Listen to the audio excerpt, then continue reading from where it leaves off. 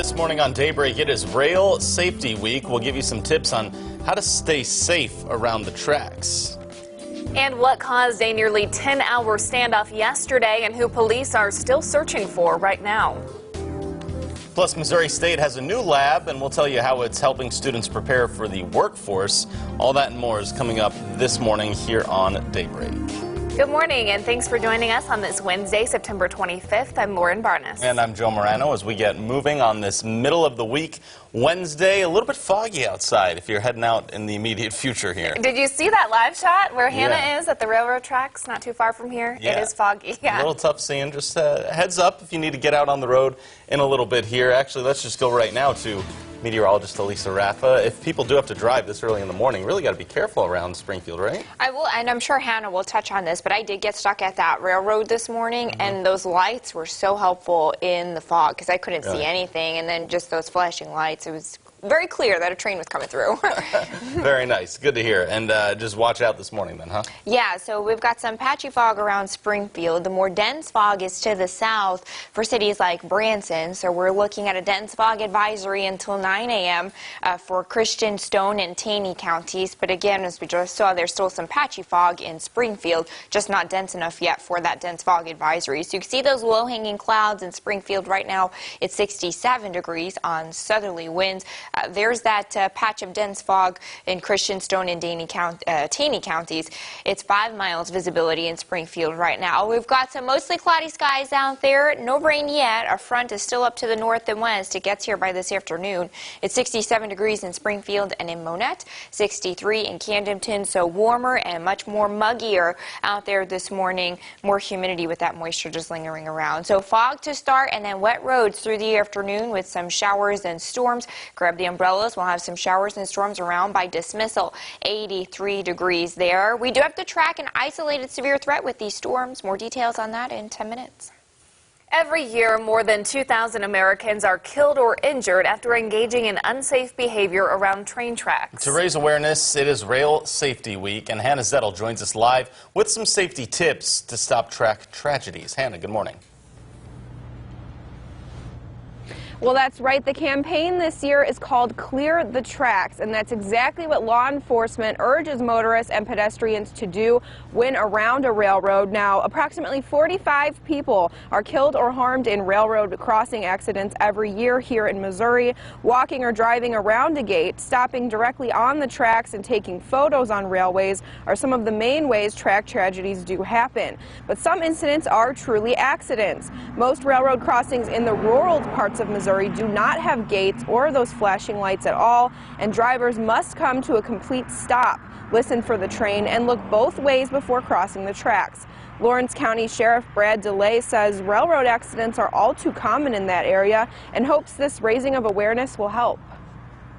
And unfortunately, in Lawrence County, we have had our recent experiences with people trying to run those and unfortunately ending up in some fatalities. Several of those have been down around the Marionville, Aurora area along Highway 60 and the railways through there.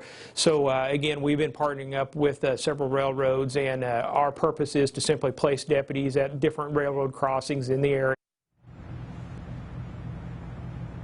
Now, the sheriff's office also wants to remind people that either that adrenaline rush from standing on the tracks or thinking that you're saving time by taking a shortcut going around the gate just is not worth the deadly consequences that could result from that. Also important to keep in mind, when you are stopped at a train that is crossing, you need to stay 15 feet away from that gate. That is the safe spot to stay away from that moving train. Reporting in Springfield, Hannah Zettel, Ozarks First. All right, thank you, Hannah. A story now with your right to know. A man is at large and a woman in custody after a nearly 10-hour standoff in Springfield yesterday. It started around 8 in the morning when officers were called to a home off Chestnut Street. Law enforcement were looking for 2 murder suspects from Tulsa, Oklahoma. Nicholas Gibson and Ruth Blair are accused of killing Michael Binder back in July. Police got a tip that they both fled Tulsa and were staying at a home in West Springfield. After a lengthy standoff, though, no one was inside. What we're really looking for is honestly to get those 2 off of the streets. That's the main thing, and we want to do that safely. So if there's some additional people that are out there that in the near future, if we find out that they are helping them, there could be some serious consequences coming their way. And we would encourage that if that happens and we don't get him into custody this evening, that people do reach out and call the police. Blair was found nearby the home and taken into custody. Detectives don't know why the suspects were here, but if you have any information, as you just heard, you're encouraged to tell the authorities. We're still following this. We'll give any updates as they come in.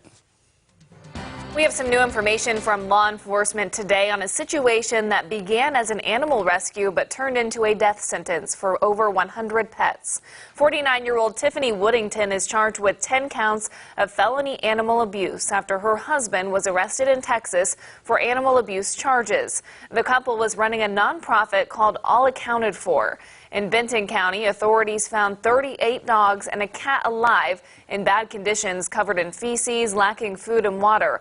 But at one of the locations in Cole Camp, Benton County Sheriff Eric Knox says a deputy discovered around 120 dead dogs on that property between a house, shed, and an old bus. There was, 2 and 3 animals in some of the kennels that had become one, if you will, with the decay. So they estimate somewhere upwards of 120 animals that were deceased. The surviving animals are in the care of the Missouri Humane Society with the goal of being rehabbed, then either rehomed or reunited with their original owners. Missouri State University now has a new lab to help students prepare for future jobs. New research opportunities are available to students at MSU's Innovation Lab. Some of the features that come with this are 3D printing, virtual reality, assistant reality, robotic tool simulations, and even a topography map. These are all computer-driven that anyone can access, and the funding for this came from various places, including within the university, the library, and the provost's office. Dr. Frank Einelig says this lab is important because it'll help prep students for future careers. I think that it's important to make the connection to the fact that many of our students will go out into workplaces that are going to have some of these tools. So, art and design students are going to be needing to utilize these things almost immediately in a workplace, but scientists are going to be needing them equally well. He also says it's a new dimension of what libraries need to have, and this lab is not just for students. Faculty and staff can use it as well, which Einelig says will be a great asset to include in the teaching process. Still ahead for you this morning, a new federal rule means a lot more people will be eligible for overtime. Nice, very nice. Plus, another state puts a temporary ban on e-cigs. We'll explain in your Money Watch. From Color 10 Ozarks First, Lauren Barnes, Joe Morano, and weather with meteorologist Elisa Raffa. This is Color 10 News Daybreak.